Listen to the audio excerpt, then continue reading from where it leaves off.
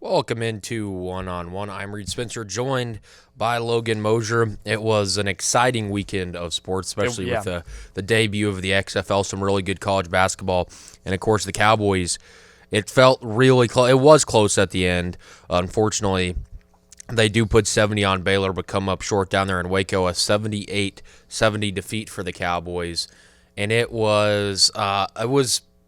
listen, there's been 9 conference losses so far and 12 in the season, so people have dealt with them before recently, but this was probably the most heartbreaking conference loss because of the way it ended. Logan, they were right there, Yeah. and you're always going to get a little pushback when you say the officials took part in a game, but when you have 4 guys foul out and Lindy Waters is sitting there with 4 at the end of the game, Yeah. come on. 29 fouls, 2 technical fouls. We can talk about that if you want to. But 29 to 20 total fouls. And like you said, 4 guys fouled out for Oklahoma State.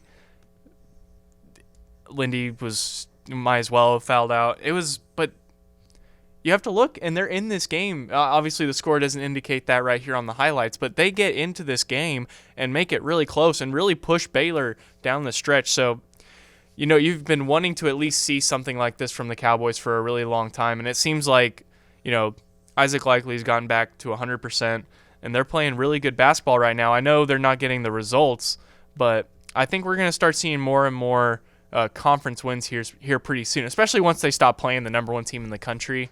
If they played like this against almost any other team in the Big 12, They would win. they would win handily, even if, the fouls were at that kind of discrepancy. Because, to push the number 1 team in the country like this, and by the way, Baylor becomes, I believe, the 3rd team in Big 12 history to have a 20-game winning streak. So you have to give them credit for what they've been able to do with that program. They've had a big turnaround this year. But with the way Oklahoma State's been playing, they've got a game coming up here in a couple of days against Kansas State. I believe it's actually tomorrow against Kansas State. And that's a team you think they can beat. If they play like this, that's one of those teams that you're thinking that they can get the sweep against a team like Kansas State. Yeah, they should. You want to be able to beat the Wildcats, especially when you do perform the way you have against Baylor, and Kansas kind of ran you out of the gym. So, Yeah.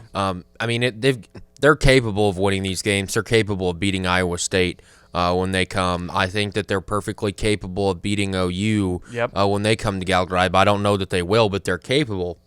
If they play like they did against Baylor, they will. But that's the hard part. Yeah. How often have we seen them play that way? Twice Exactly. now. Yeah. So it was tough. And that 78-70 final score, Baylor hit a lot of free throws at They the end of the did. game. And now you got 4 guys in double figures, which is good news. 5 guys, actually, which is good news. But here, I'm going to read you a stat line, then we can get into the double technical fouls in the end of that game. Yornay, 8 minutes, 0 for 1, 4 turnovers. It's been a rough stretch for you. 5 personal fouls, 0 points. Yeah. And he started the game. It's hard to get. I'm going to give him credit. It is hard to get 5 fouls in 8 minutes. Well, and that part of that stat line is not totally like going crazy on the stat line like that. When you play 8 minutes, you're 0 for 1, 4 turnovers, and 5 personal fouls. Like, that's part of you going like 5 personal fouls in 8 minutes. Listen, I get he picks up a lot of fouls. But fouling out of the game in 8 minutes? It's impressive. How do these officials throw or foul? 4 guys foul out? Yeah. Almost 5, and you're played 8 minutes. A little bit of home cooking. Mike Boynton should have got tossed a lot earlier than he did. Yeah, but I'm glad he didn't though, because he got tossed with, what was it, like under a minute left or around a minute left maybe. Yeah. At that point, you were still kind of in the game, and then obviously there was a call that went the other way. And they reviewed a couple of calls and changed some to. I believe they changed one. It went from a foul on Baylor to a hook and hold on Oklahoma State, and I believe that's when Boynton got. I think that's actually when he got both of them. I know it's for sure when he got one of them, and I like the move of getting tossed in a game like this, Reed, because we've seen coaches do it all the time, especially in the NBA level. Greg Popovich and Steve Kerr are kind of like notorious for doing things like this, kind of to help motivate your team. Obviously, you know the game's out of reach at this point. You're probably not going to be able to pull off the upset with as little time left in the score differential. So why not make a show of it, kind of fire up your guys, make a point of how bad the officiating has been or how bad you think the officiating has been. And then he did the ultimate PR move of going shaking everybody's hand on his way out, which it was a good look, and it got the attention of ESPN and SportsCenter and all those guys.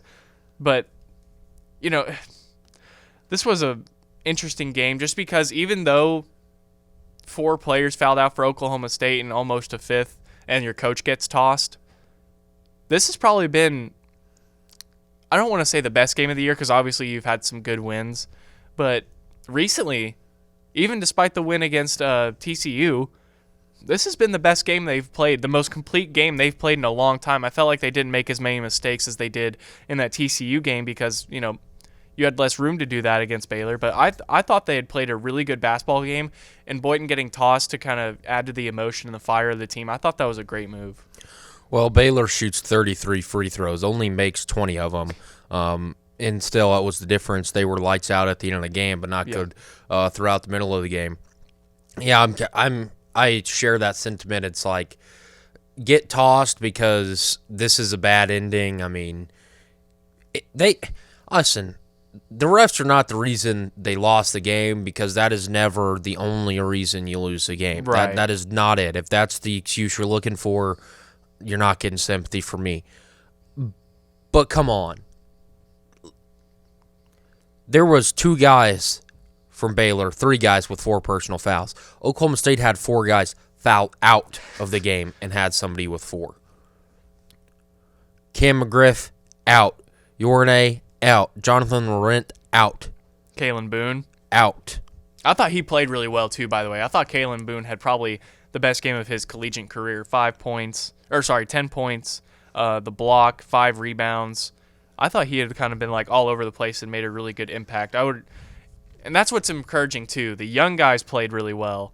Obviously, Isaac. I guess do you still call Isaac Likely a young guy? He's only a sophomore, but he kind of feels like. In reality, yes. On this team, no. Right, but I mean, he gave you good minutes. Kalen Boone gave you good minutes. It was interesting, and I mean, D. Mitchell was in there, and Hitty got in there for a little bit as well. They didn't really give you a ton of production, but just what you've seen from the Boone twins and the younger guys, do you kind of feel like they're starting to develop in the right way as the season's gone on? Yeah, I mean, I don't think people give enough credit to how hard it really is to go from high school basketball, even when you're playing on, AAU circuits and you're playing with a lot of these guys. It's a grind to go from. It's a grind going from a high school classroom to a college classroom. Like your entire life changes. And then you get thrown this on top of it. So you should give them time. And I think slowly but surely, they're all slowly starting to get there. And I think Jonathan Laurent has really come into his own, too. A guy coming in from the transfer portal, you would think he was going to give really big minutes at Oklahoma State. Didn't have a great start to the year, but the past 4 or 5 games, I felt like he's played some of his best basketball that he's played all year. So you wonder if the young guys continue to grow in the way they do, and Jonathan Laurent can keep his play up. And if Yorane could stay on the floor, this team is kind of closer to what we thought they were in November when they won the NIT pre-NIT, whatever they call it, tournament. And I want to ask you, with Desagua and obviously Lindy came off the bench because of the injury. Desagua's been coming off the bench for a long time, but they were both still able to play 30-plus minutes and give you 26 points between the two of them. And Lindy gives you 5 assists on top of that with 3 steals. Do you like the idea of maybe letting these young guys start and, give you a boost of energy to start the game and bring in some of these older guys in later and they'll finish the game? But, I don't know. It feels right the way they've come off the bench these past couple of games. Or at least Lindy this game and then Desagua for the past, what has it been, 5 or 6 games? Yeah, I definitely like Desagua coming off the bench. I mean, you probably keep Lindy in that starting lineup when he gets all the way back. And I thought he was going to go off too. He had the mask on. It felt like the perfect opportunity. But 16 points is still good. But I thought he was going to just pop off. Yeah, I mean, it was, I put on here positives from the loss, and when you're 1-9, I mean, you do start to find positives, especially when this was against the number one team in the country. Right. Because I think if you played this exact game that ends the way it does, and this is Kansas State, people are even more infuriated, and you cannot let this happen. But, they're the only team to put 70 on Baylor. They're the first team to out-rebound the Bears in Waco this year. So they played really good basketball, so there is positives. But I feel like a negative from this is you look at this and you can't find the positives because of how it ended, and then you translate that into a bad performance versus Kansas State. With Boynton getting tossed and the way this ended, I want to see this team respond and go beat Kansas State because they are fully capable of beating Kansas State. I get they have to get on another plane, but they are very capable of winning that. And no, it's not going to change the record that much. It's not going to change much in the conference. It's not going to put you in the NCAA tournament. I don't even know that it puts you back in the NIT spotlight, but they need to have a good response to this game. Yeah, absolutely. And, you kind of look throughout the season and you're like, okay, when have they needed to respond? And the first one that really comes about 9 times now. Yeah. You look, they start Big 12 play with Texas Tech and West Virginia, 2 tough teams. They lose both those games by double digits. You're kind of thinking, well, you can bounce back from this, right? And obviously Isaac Likely still wasn't 100% at that time, but you look, that's the TCU game right after the Texas Tech and West Virginia game that you think, yeah, this is probably when they can get their first conference win. I know it's on the road, but they're way better on paper than TCU. That's a 12-point loss. Think, well, okay, Texas is not very good. Shaka Smart's job's in trouble. They're coming to GIA. It's a good chance to get a conference win in front of a home crowd. That's an 8-point loss. Or I'm sorry, that's a 12-point loss. Then obviously the Baylor game, that was close in GIA. You end up losing by 7. And then you go to Iowa State, you go to Ames and you lose by 7. Then you get that win in the SEC Big 12 Challenge. Then it's back to lost to Kansas, lost to OU, then the TCU win. They haven't really shown that ability to bounce back whenever they've needed to. Even after a good performance, it seems like they don't really have it. It'll be interesting to see if they finally have broken through and whatever needs to click has clicked with these guys, because they've past 2 games have been really good basketball, and I think they can win a lot of Big 12 games if they play like that. It's just going to be consistency at this point. And I agree with you. You kind of have to worry about with the way it ended. Maybe they come out a little flat against Kansas State, because obviously it's not the caliber of opponent that Baylor is, but you can't let that happen, especially when you're 1-9 in conference play. It's going to be a big game. They need to show up. Well, certainly the season has had its challenges, and now you've got the ability for a good response. Again, you got to hit the road, take on Kansas State again, but I think that they'll do it. I mean, I hope so. The way this ended, they're playing all right basketball after this one, so hopefully they find a way to get that second conference win versus K-State. We're going to take a quick break, come back, talk about the debut of the XFL, Barrett's DC Defenders, starting off 1-0, undefeated as a franchise. Right back on One-on-One right after this. Oh, there you go. Superstar. The end of the practice is when we do all of our intensity drills. Okay. She was going at it. Stop. If we get them to Detroit by, let's say Monday the 15th.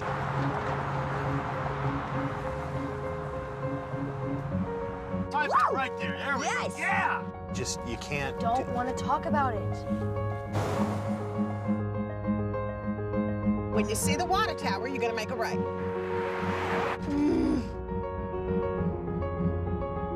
If we win this, is the one way to get to the playoffs. I know.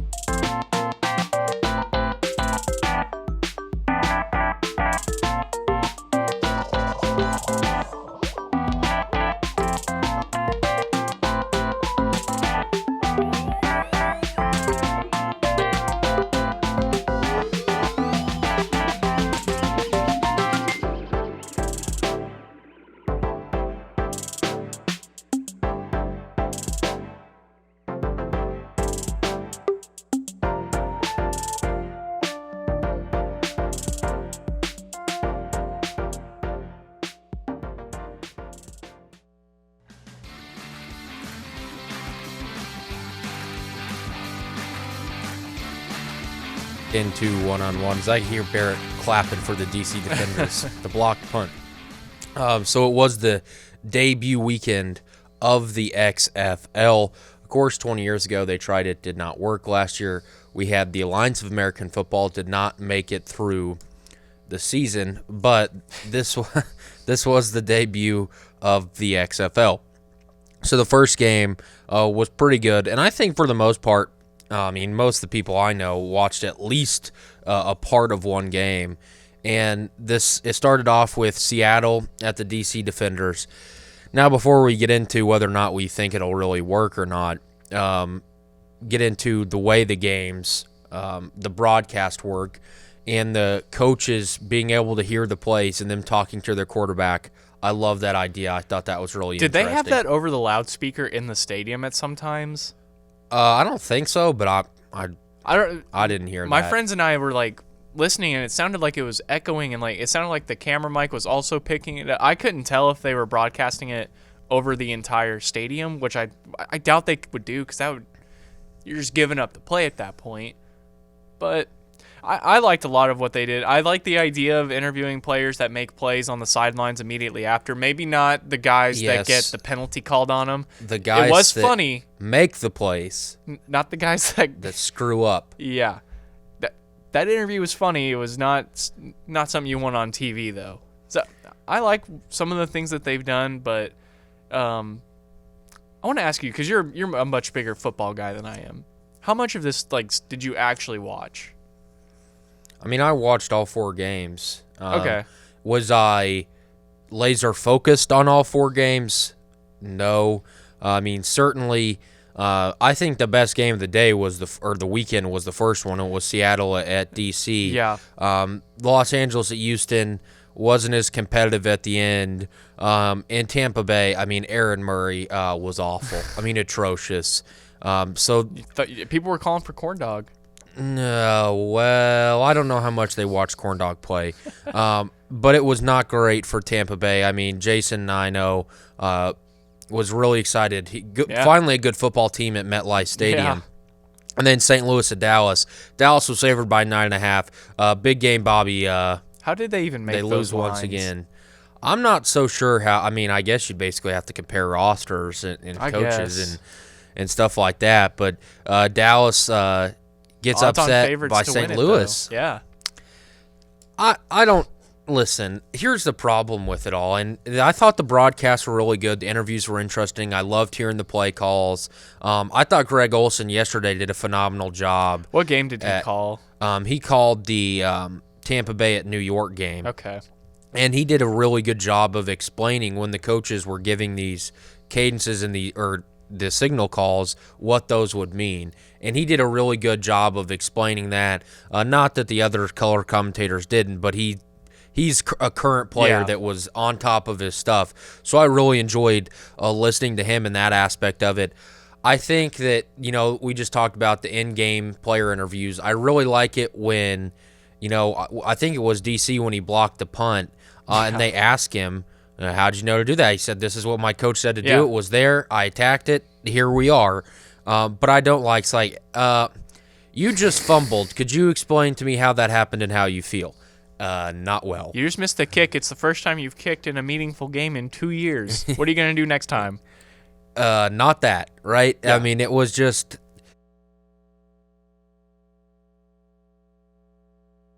Sunday was for Pat.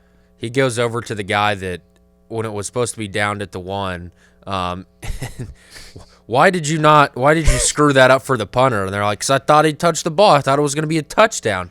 Fair enough. And he gets up and walked away.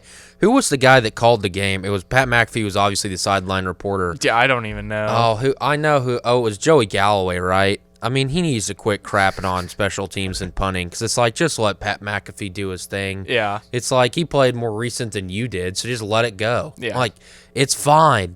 But he did not want to hear Pat McAfee's punting stories and why that mattered. But I thought overall it was a good weekend. Their viewership was a little bit over what the Alliance of American Football was last year.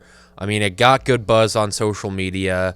the stadiums were for the most part empty. DC did not have DC looked like they were having a good time though. the people that showed up were having a good time, but it better because in a smaller stadium. I mean, you get the New York Guardians and MetLife. I mean, even the Jets and Giants, of course, they're not much better, and the Guardians can't fill it out. But it was like 22% full. Yeah. If you put it, Darren Rovell tweeted this. If you put that crowd in Don't give him credit. in the Red Bull Stadium, it's 79% full. Yeah. So I think if they play in smaller stadiums, which they're playing where they are for a reason, it's what they could get, and it worked out for everyone. But when you see Seattle playing, and I think they're in the Seahawks Stadium, they're not going to fill that out. So the crowds aren't going to be there for the most part. But I thought it was a really good debut weekend for the XFL. Yeah, but we talked about this before the show too. The AAF had a great start. They had a great first weekend, and everyone was talking about how pumped they were for and then the numbers just absolutely fell off, and that's what happened with the XFL last time around. The opening weekend was really good numbers wise, and then it seemed to almost drop by half every weekend.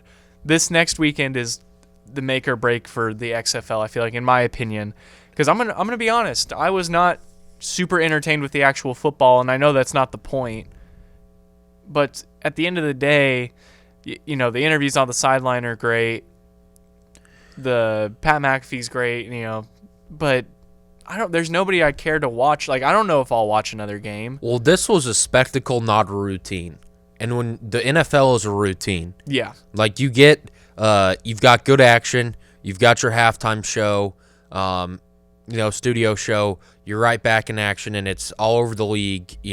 It's a routine that you get into. This was a spectacle. It was something different. Does it work week in and week out? I don't know, because like you said, listen, I enjoyed watching the DC Defenders. Am I pumped that New York is coming to DC this week? Couldn't care less. Tampa Bay, whoever their starting quarterback is, at Seattle, do I care? Couldn't care less. Am I also I can't be the only one. How does Seattle get to use that logo? Is that not the University of Alabama Birmingham's logo? Pretty similar, yeah.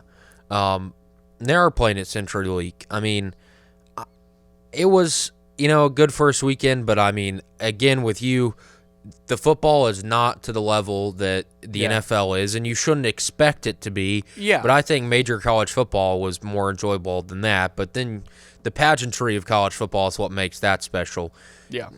Can this continue when it's not new, when it's not the first weekend after the NFL? And it felt like there wasn't a lot of sports on this weekend anyway, so this kind of had its place on national television. I don't know who said this. I literally cannot claim credit for it or give it credit. But somebody said this, I think it was a national host, said, I would be more inclined to watch this if this were during football season on like a Tuesday and Wednesday. And I think they're probably right. And see, I was thinking this would be a lot better if it was in the gap where there were no other sports. Like, whenever it's like mostly baseball and that's it, when people are craving, like people are waiting for college to start, waiting for the NFL to start, waiting for the NBA to start, that's when I feel like this would succeed at its best, when there's literally no other option. And I agree, it could also work on the, what'd you say, Mondays and Tuesdays, or Tuesdays and Wednesdays? Like Tuesday, Wednesday, whenever there's no NFL game. Yeah, when you could, Monday Night Football, you get the XFL, you get Thursday Night Football, and it's that could work. Friday of high school football, and then you got Saturday for college, and then Sundays, obviously NFL. Sunday and Monday. Yeah. Yeah, so I think that would be better because when you're kind of in that mood. Right. But I felt good about it. I enjoyed it, but I think we're both on the same page where we're waiting for the tweet breaking news that XFL has suspended operations. Like, I know they've got more money. I know they're more stable than the Alliance of American Football. Yeah. I think they're a lot smarter too. And they've done some great, I like the forward, I didn't see any double forward passes. Thank God. But I'm interested to see something like that. And I was interested in the different ways that you could score after a touchdown. What is it, 5, 10, and 15 yards? It's from the 2, 5, and 10. Okay. So it's 1, 2, 3 point value. And no one went for a 3-pointer. Everybody did either a 1-point convert. It's because Aaron Murray kept throwing interceptions. He couldn't get there. Yeah. They were going to go for 3, but he couldn't get them there. No, he was. I didn't watch that game, but on Twitter he was just getting Well, he killed. got benched in the Yeah. XFL, Yeah. so not great. No. Not great. A 23-3 loss for Tampa Bay, but DC does get the 31-19 win for Barrett, undefeated as a franchise, as is Houston with a 37 And New York. 17 win. New York again gets that 23-3 win over Tampa Bay. St. Louis, 9.5-point dogs, comes in, upsets Dallas 15-9. Big game Bobby Stoops losing another one. So not the start that they wanted down there in Dallas, but To be fair, Landry Jones did not play, and he could be the GOAT of this league by the time it's all said and done. yeah. According to ESPN, this is his league, and it's like if it's a league where Landry Jones is your feature star, That's you're bad. in trouble. And see, that's kind of, I think they need to make it, I don't want to say more about the announcers and stuff, but somebody else has to be the star of this league, because there's not one player that's going to be in this league, unless Antonio Brown hops in this league, that's going to demand the star power and the attention you're going to need to make this survive. So I think they need to either make it about one of the all the announcing crews, or Pat, or someone like that can be the face of the league. Yeah, I mean, I think you have to, and it's a 10-week season, and eventually some better players are going to put themselves out there. But, I mean, if Antonio Brown played in this league for 5 minutes, it would be incredible what he would do. Oh, yeah. He would probably, Interview him on the sideline. that we should get definitely, ESPN would not. No. Nor would Fox or ABC. I mean, but that's what I thought the games were. It was nice that they were on these national networks. Of course, the first game, ABC, we got an ESPN, and I think a couple Fox games. A Fox and a FS1. Yeah, so it was pretty good. And this weekend, New York at DC's on ABC, Tampa at Seattle on Fox, Dallas at LA on ABC, and then St. Louis at Houston on FS1. So a good weekend, but not a great weekend, and I am still very scared for the future of any football league that tries to make it work. Yeah. It's tough to do. It's tough to beat the NFL with the way they've positioned themselves. Oh, yeah. I mean, it is absolutely tough. It's tough for Isaiah Thomas, too, because he is not on the team. He got waived. He is not. We're going to take a quick break, come back, talk about Andrew Wiggins' debut and where Isaiah Thomas could find himself, if anywhere, right back on One-on-One right after this.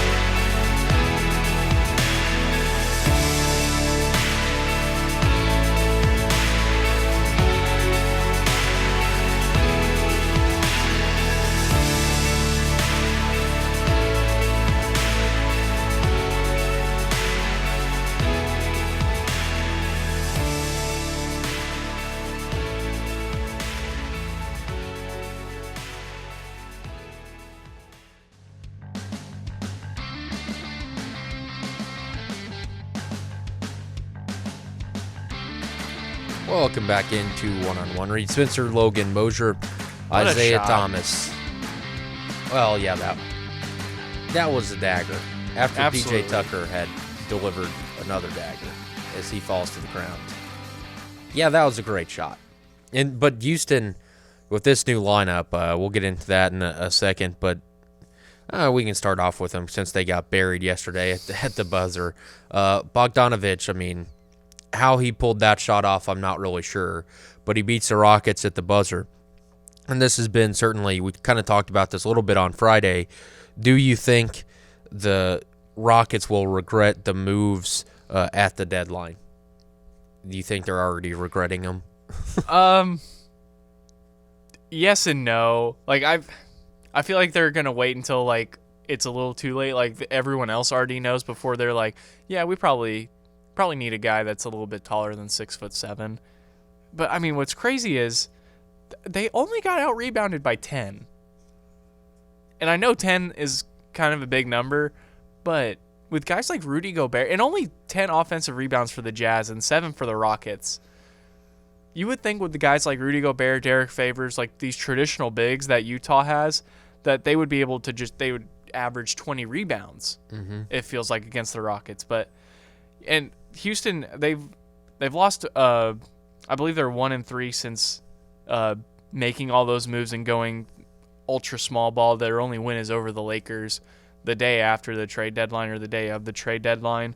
So it's certainly interesting it's going to be interesting to see how it plays out, but I definitely you can't win that way. There's literally never been a team in NBA history that's even tried this for one. So I guess I don't know if you can't win with it, but based on the sample size, you can't really win with it. Logan, Daryl Morey is a genius. This will work. They will be. I will this say is the future of the NBA. He's a smart guy in a lot of different ways. He's a lot smarter than I am, but this is like on a different level of he might be too smart. He might have messed up. He might have outthunk himself. Or played himself. It's an interesting as DJ tactic. Khaled would say. I will tell him that it is an interesting tactic that I do not think will work. But I mean, they don't have a guy over 6'7" in the NBA. But Bogdanovich, That's a fine position to be in if you're a high school team. Not the NBA. But Bogdanovich does. I mean, that was a beautiful shot right at the buzzer last night to beat the Houston Rockets. So Isaiah Thomas obviously gets traded and then waived. It was so sad. What is his future? Because, I mean, talk about a fall from grace, and not necessarily he didn't do anything publicly. It's not his fault. But the hip injury, I mean, famously saying they're going to have to back up the Brinks truck to TD Garden. They did not. Unless there's a Brinks moving company, they did not do it. The ignition never got started on his Brinks truck, ever. No money was ever loaded into the back of that thing. He has been on several different teams, Denver to Washington. The Cavs. L.A. to not L.A., back to L.A. to not L.A. I mean, what's Isaiah Thomas's future? Because he can't play defense. No. He can score every once in a while, but at this point, it's questionable at best. Is it just over for IT, a guy who was getting MVP chatter just a few years ago? It's crazy to think about. That was 4 years ago already. 4 or 5 years ago, I think. It has been a rough stretch for him. It has, but he had a great run in Boston, but I don't think it's over. I think there's a spot for him in the NBA somewhere. I don't think it's with a really good team, and it's definitely not for a lot of money. The hip injury really set him back, and he played through that for Boston, and you really thought he was gonna get paid after what he was able to do. Averaged almost 30 a game for him, but I've looked ever since they were supposed to back up the Brinks truck. He has made this year he will have made $10 million total over the last. He's 3 years. It's been 3 years since that run in Boston. That is really good money, but that was supposed But that's not to what be, he was. That was supposed to be per year. Yeah, Roughly, and more so probably. Probably supposed to get more than that per year. He's only made $10 million. I hate to say it like that, but and I've been looking. I'm like, man, what team could even use a guy like him? Because at this point, he's not your starter. He's going to be a backup guy who's going to look to score for himself first. You look at teams that kind of need someone like that, and it's like, what good team needs a guy like that still? There's not a lot of them. I could see him maybe being a backup with the Pacers or even I don't know, man. It's hard. I think another place he could have success though is obviously a place like San Antonio. If they're looking for him, I think he's not going to contribute to them defensively, which Pop may not like, and they may not even. That might be a non-starter. But for a team that doesn't have a lot of great scorers, he's a guy who could potentially come off the bench for you and do well in that system. He did well in a similar system in Boston, so it's a rough road ahead. But he'll never get paid like he was supposed to after that playoff run. But I think he'll have a spot in the NBA for a while. And that does suck. I mean, Yeah. it's unfortunate, but I mean, I wouldn't pay him. No? I don't think a lot of people were going to pay him. So it's a tough position to be in if you're Isaiah Thomas, but it is what it is. Andrew Wiggins makes his debut with the Warriors. Nick Wright said Steph Curry will never go to another finals. That was a little extreme. But Wiggins drops 24 points, looked pretty good in his debut. And so dropping 24 points and hearing that soundbite, that got me really excited because I wanted to ask you, I mean, I don't know a lot of people that are in love with Andrew Wiggins. A lot of it's obviously the attitude and him getting paid and not living up to that contract.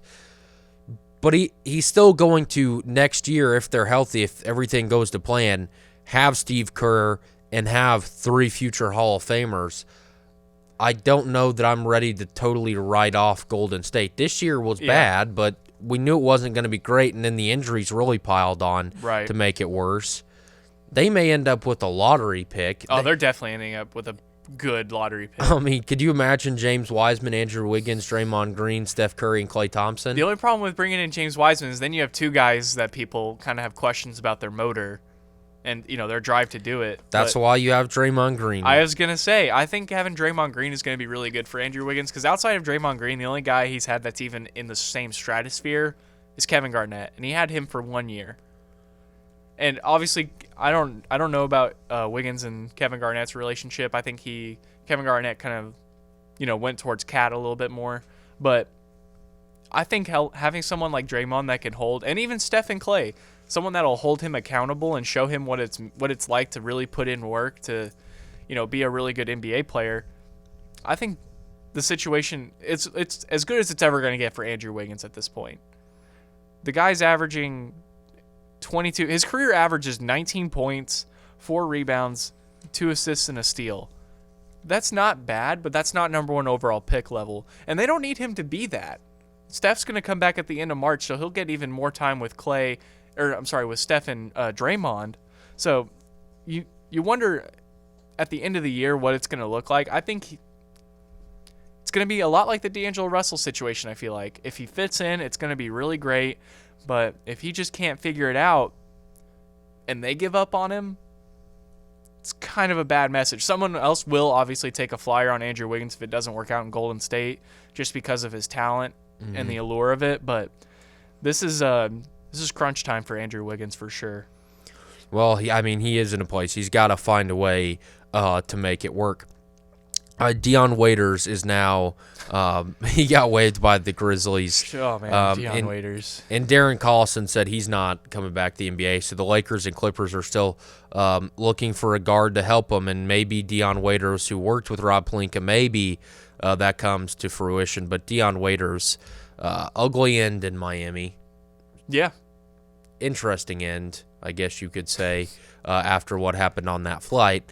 But what did you make of Darren Collison, and where could you see Dion Waiters ending up anywhere if he does? I was kind of shocked at the Darren Collison thing because I felt like he would have helped out the Lakers a ton, and obviously they probably would have had to waive Rondo or somebody like that to make the roster spot for Darren Collison.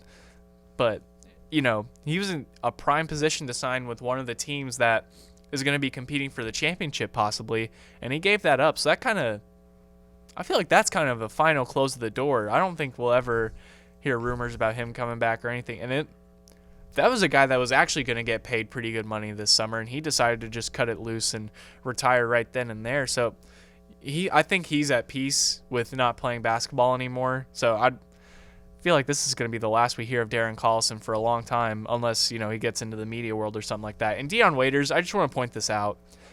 On Basketball Reference, you know how they have all the nicknames listed on there? One of his is Headache.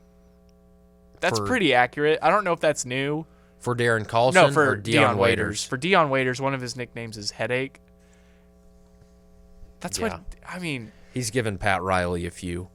he's given most teams he's played for a few. He's an interesting guy. He will put it all out on the floor, but you worry about him coming into the season in shape. You worry about the ball dominant kind of me first attitude that he has.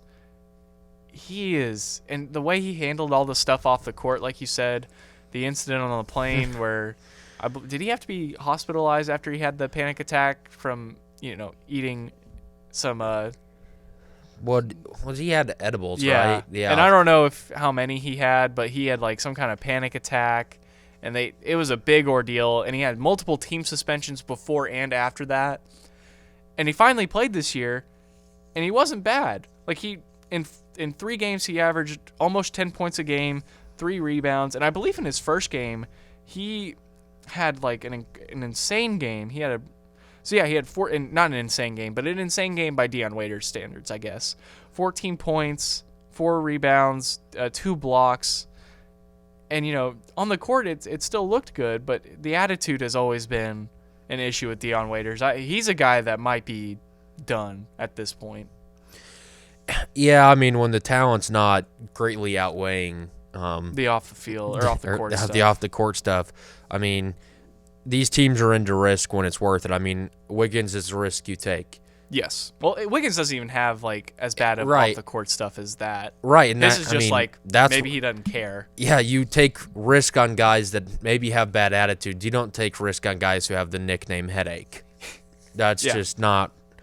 And you hate that for Dion Waiters because, as you mentioned, he can grind it out and be an impact player, and he just can't get out of his own way a lot of times. But I was with you, kind of a little shocked at Darren Collison. Well, I think we were all shocked when Darren Collison retired anyways. Yeah. Well, and then it's like, I'll come back after the All-Star break. And then it's like, No, I Nope. won't. Psych. But he got courtside seats out of it from the Lakers for at least a game. So could have stretched it out a little bit. Be like, I need a couple of more. I need a little bit more time. and I will also be back for the Clippers game That's right. tomorrow. Same place, different court. We're going to take a quick break here on One-on-One. Come back, talk about the UFC this weekend. Surprise, Logan. There's controversy. No. Who would have thought? John Jones, he won by decision, but not a lot of people thought he won anyways. Right back on One right after this. There you go. Superstar. The end of the practice is when we do all of our like intensity drills. Okay. She was going at it. Stop. If we get them to Detroit by, let's say like Monday the 15th.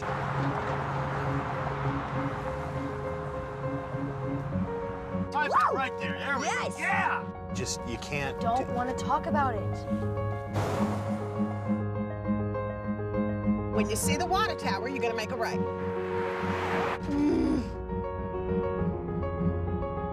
If we win this, we have one way to get to the playoffs. I know.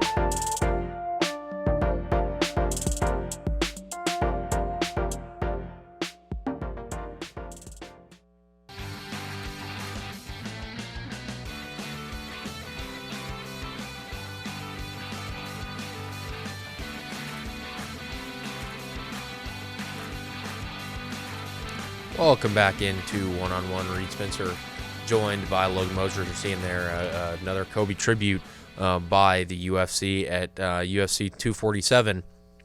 But again, Logan, we have another a fight, a magnificent fight scheduled, and here we are discussing how the UFC got it wrong, how the judges got it wrong, how it was unfair. And the UFC is not... Our guy Derek Lewis won, by the way. One of the weirdest Instagram pages of all time. He's one of the weirdest people of all time. He does some different stuff, but he collects W's unless he fights Daniel Cormier. The XFL, the UFC is not immune to controversy. They deal with it probably more than any other sports league. They handle it well for the most part, sometimes not so much. But, I mean, it's not like the NFL doesn't have this either. I mean, a lot of people think the Saints got screwed out of a Super Bowl with that call. Three playoff games. Not the Minneapolis Miracle, they didn't get screwed, but the last two. Brutal ending. Yeah. I mean, a lot of people, look at what's happening in baseball with the Astros cheating scandal. I mean, the referees, officials are a problem in every league. I mean, they're never going to make everyone happy. You've got the cheating in baseball now. Tim Donaghy back in the day. Yeah, I mean, it's not just a UFC thing. Right. But fighting is such a weird business. There's different regulations. You have the UFC, but there's, the judges are different. State by state, all these fighting commissions and everything like that. With the laws and stuff, it's hard. But at this point, just fight everything in Vegas. Yeah, or New York. Like, I don't care if you're fighting in Madison Square Garden or T-Mobile Arena in Vegas. Yeah. They need to be fighting in Vegas. And because every fight deserves the same rules. Yeah. Because when there's that much on the line and a guy like John Jones, and a lot of people are saying John Jones didn't win. I would agree. But he did, because that's the way. But I agree with you. Yeah. He probably did not win that fight.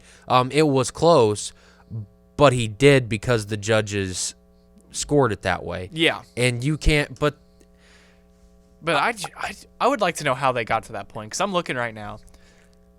Total strikes, Dominic Reyes won 119 to 107. Significant strikes, Reyes 116, Jones 104. Shots to the head, Reyes 41, Jones 31. To the body, Reyes 48, Jones 30. Legs is the only thing John Jones wins besides time of control. he had, 2, 3 takedowns? 2 takedowns for John Jones, 2 of 9 on takedowns. Reyes didn't even attempt one, but he knocked Jones down, I believe, twice. I know for sure once in the first round, and maybe I've just been seeing the same replay, but I think it's more than once. So I just don't know how you come to the conclusion that John Jones, especially the first 2, maybe 3 rounds. Reyes definitely dominates the first 2 rounds of this fight. I don't know. You could honestly go either way with the last 3 and give Jones the last 2, and that middle one, I guess, is the deciding factor. But I just don't know how it's a unanimous decision, especially. And I'm giving John Jones the last 2 rounds definitely is kind of lenient, and giving him the third is lenient as well. I just thought the only way John Jones was going to win this fight was with a knockout. And you said, I like your idea of having it. I think they should have it in Vegas or New York. Those are the only 2. And they do need to unify the rules, and they need to share judges. I get, like, each state has its own commission because of laws I don't understand. But Right, yeah, that's over our head. yeah, but just unify this thing, because there should never be judges that are as inexperienced as these judges were, and you can't blame them. Like, there just aren't these kinds of fights in Texas, whether it's boxing or mixed martial arts. And I get they're trying to go to all these different places and, build an audience, and they go overseas and stuff. But just make it all uniform. It's hard enough. That'd be like if the NFL had different refs, and each refs had different standards based on, like, whatever conference they were in. Like, that just doesn't make sense. They need to get a set of rules and a set of criteria straight for scoring fights, and it can't be as subjective as it is right now, because that's part of the problem with boxing too. You see guys like Manny Pacquiao fight that I can't remember that guy he fought in Australia, And, everybody thought Manny Pacquiao had dominated that fight, but then he ends up losing, and it's like, well, this is why everyone hates boxing. This is what makes people upset about sports like this. Like, inconsistent judging is terrible for the sport. Yeah, and I mean, with the governing body, and again, you can't necessarily unify it because of the states and everything like that. But again, and I know this doesn't work for what the UFC wants to do in fighting at all these different places. I don't care. Just fight in Vegas. Yeah. Get it right. You can't have this gets wrong too many times for it not to be an issue. And in a sport where a controversial decision comes along with maybe your most controversial guy, and there's a record on the line, it does seem a little fishy. Like it's a little bit off. One ref scored this 49-46. The other two, or I should say judges, scored it 49-46. The other two had it 48-47. I would love to see. I wish they posted the round-by-round breakdowns on these, because I just don't know how these people get there. I mean, it was a tough decision. I mean, it was a tough pill to swallow because, but there's also the John Jones defender saying he still won the fight. I mean, and there's probably nothing worse than the term, and I saw this a lot on social media Saturday night.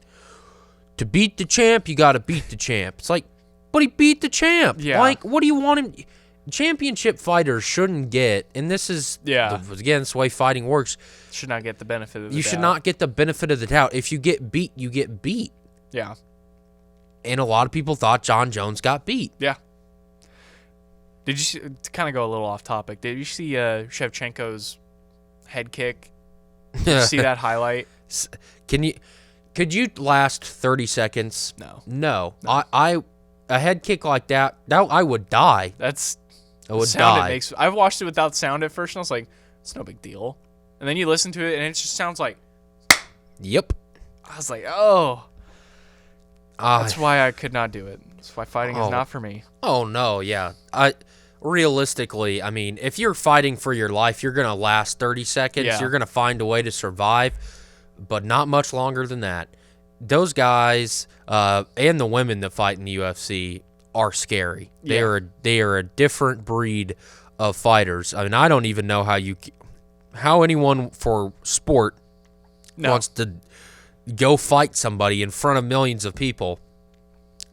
I'm one of the millions of people that will watch it, not one of the people that will do it. But the UFC, they found a way. Dana White and the Fertitta brothers have done a good job. I mean, it's phenomenal that the UFC is where it is today compared to 15 years ago. Oh, yeah. But there's still a lot of things. And, I mean, they're on ESPN Plus now. I mean, they have taken a lot of strides. Speaking of which, ESPN Plus, if I'm already paying for your crappy service and your crappy live streams, how about you give me a little discount on the pay-per-view if I want to buy a UFC fight? It's still full price. You don't At even least get take my $5.99 off of it. This is why I've been telling you for months now to be a part of the solution and not a part of the problem, and yet you remain a part of the problem. I didn't buy the pay-per-view, so I mean, not part of that problem. You can watch it on.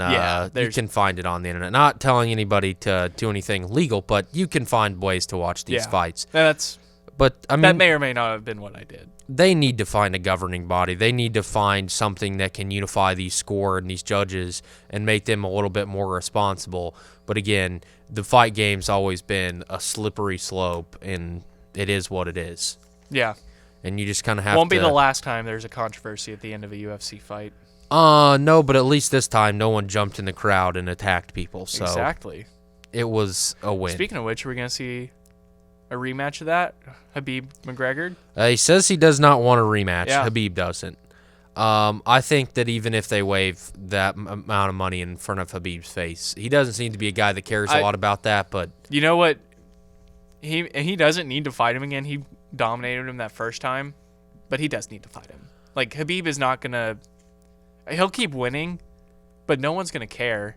And he's going to get mad that he's not getting paid what he should be by the UFC. But he's just not... He doesn't have any star power. He needs to fight guys like John Jones to be relevant to to guys like us. Not to hardcore MMA fans, but to the mass audience. It's just like the XFL. You need to get a demographic that can watch and understand with not being a full-fledged diehard fan. Yeah. A couple minutes left here. I mean, to be honest, I think I'd rather see McGregor Masvidal, and I think that speaks to exactly what you're talking about. It's like, yeah, I do want to see him fight Khabib, but if you're gonna mark it and ask me, I'm gonna tell you I would rather see McGregor Masvidal. I agree. I would rather see McGregor fight almost anybody else in 170 or in Khabib's division. Like, he's just not a marketable guy. He's not entertaining. The most entertaining thing about him is like the story about how he wrestled a bear as a kid. That's a pretty cool story. It is cool, but like you can only say that so many times before you're like, I get it. It's like Ryan Fitzpatrick went to Harvard, and Patrick Mahomes' dad played baseball. Like, and the Chiefs won the Super Bowl. Yeah, is that what we're doing here? No.